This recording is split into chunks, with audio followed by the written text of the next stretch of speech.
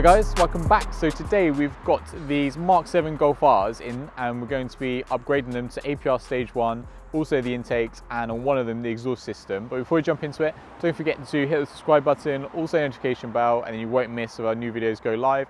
So we're taking these two MK7 Golf Rs and upgrading them.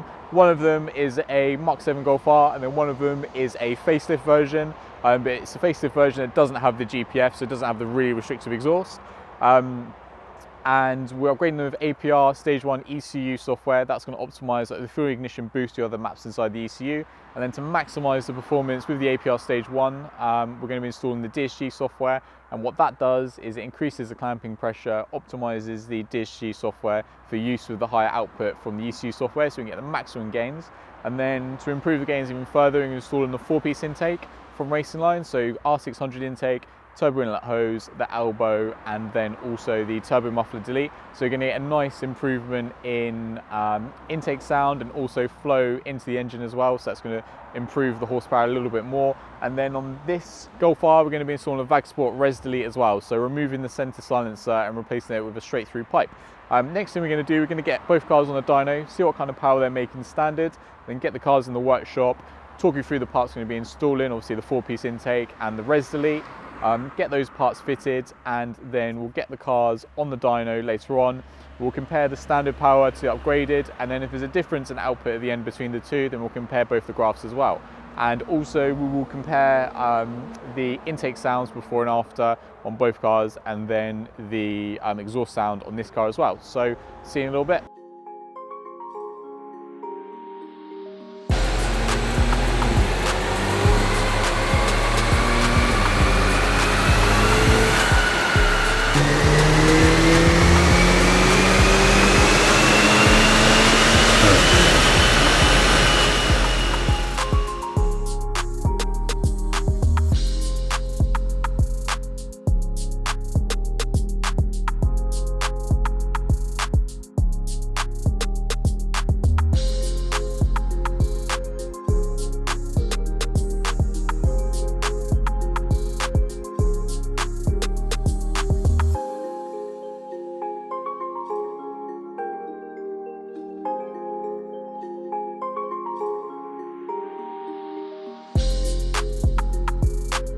So we've got the MK7.5 Golf R on the ramps behind us. Obviously this 7.5 we're doing the Vagsport res delete as well as the 4-piece intake, whereas the black one we're only doing the 4-piece intake. So we've got all the parts out here in front of us with the standard parts we're replacing. So yeah, just going to talk you through them. So we've got the center silencer, which we've removed from the vehicle already. So we have to cut this out of the factory exhaust system and then replace it with the res delete pipe here with a couple of sleeves. So then this part here basically just replaces this, and it's straight through unsilenced, so the sound is just undamped basically. So it releases a little bit more tone and a little bit more volume. And we've got the whole intake here. So we've got the, starting off with the standard intake, this is the front grille across the front. Then it goes through the airbox, through the turbo intake hose, down to the 90-degree elbow, and then you've got the turbo here. So starting off, comparison between the R600 and the factory intake at the front. The factory intake at the front only has an intake on one side of the grille, whereas on the other side it's completely blocked off. So the air has to travel through here and then twist and turn and then go through the airbox. Whereas with the Racingline R600, you've got an intake across the whole front of the grille of the vehicle, so you've got the highest volume of fresh air at all times. And then inside the airbox, as well as being like a higher volume, smoother flow, also replaces the factory paper panel filter element with a higher flowing, higher surface area ITG filter with some nice Racingline branding on there. So that improves the flow quite considerably. And then the factory intake hose, as you can see here, is corrugated and made from plastic. So this corrugation here is to sort of like allow some flex. And it's also corrugated inside. And what that does is it adds a lot of turbulence and sort of like slows down the flow going into the turbocharger, is obviously quite important. So replace it with the Racingline turbo inlet hose. That's a nice silicone piece, so it looks really good under the engine bay. Still allows some movement, but doesn't reduce the flow because it's a nice consistent diameter the whole way down to the 90-degree turbo intake elbow. So this is the piece that's sort of like the most restrictive in the intake system, and we replaced it with the R600 piece. So as you can see, it constricts down quite a bit as it goes down into the turbocharger. So it starts off at a nice wide diameter at the top and then reduces quite a bit down at the bottom, whereas the R600 item stays a consistent diameter the whole way down and then steps down to the turbo intake itself. So that alone can give you like another 10 horsepower. And then on the turbo outlet side, we're replacing the turbo muffler. So this is the factory turbo muffler, and basically has two chambers inside there. So the air flows through here and then also goes into this chamber here and sort of muffles itself to reduce the turbo sound. So we're replacing it with the Racingline R600 turbo muffler delete, and it's literally just a straight through item. So you remove this chamber. It's kind of a similar idea to replacing a silencer and exhaust system, just this time it's on the turbo side. So that improves flow and improves the turbo sound quite considerably as well. So with all of these intake parts, you're going to gain a nice amount of turbo response, a nice amount of power, and then also that all important turbo noise as well through the intake. So yeah, going to get all these parts fitted to this car, install the ECU DSG software on obviously both of the cars, and then get back on the dyno and talk you through all the different graphs.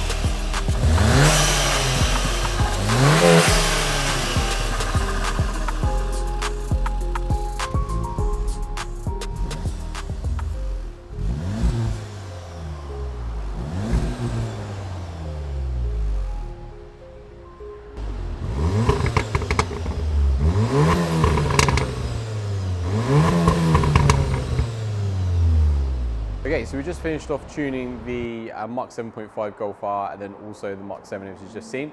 And we've got the dyno graphs of the MK7.5 Golf R behind us. We're just going to talk you through them. So the blue lines are the torque, the red lines are the horsepower, with the dotted lines being as the car arrived this morning, and then the solid lines as the car is leaving us now.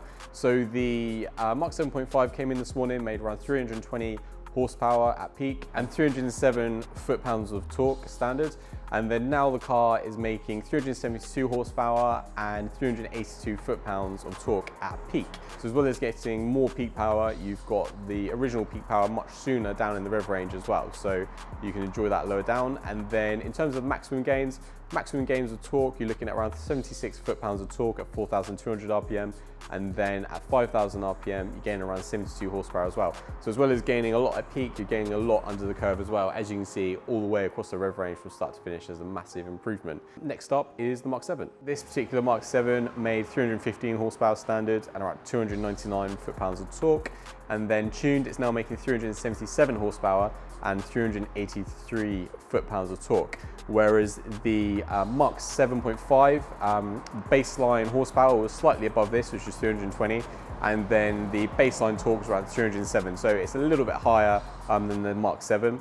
And then in terms of torque, the final output was obviously just a few horsepower and a few foot-pounds of torque, as we would expect between them, because essentially underneath they are exactly the same car. And because obviously the starting figures are slightly different, the maximum gains are a little bit different, but obviously the end result is within sort of like 2 to 3 horsepower, 2 to 3 foot-pounds of torque in total. So, I mean, if you're looking at getting a Mark 7 or a Mark 7.5 to tune, as long as you get like a pre-GPF Mark 7.5 like this customer did, then they're pretty much exactly the same to tune engine output wise once you've tuned it as a Mark 7.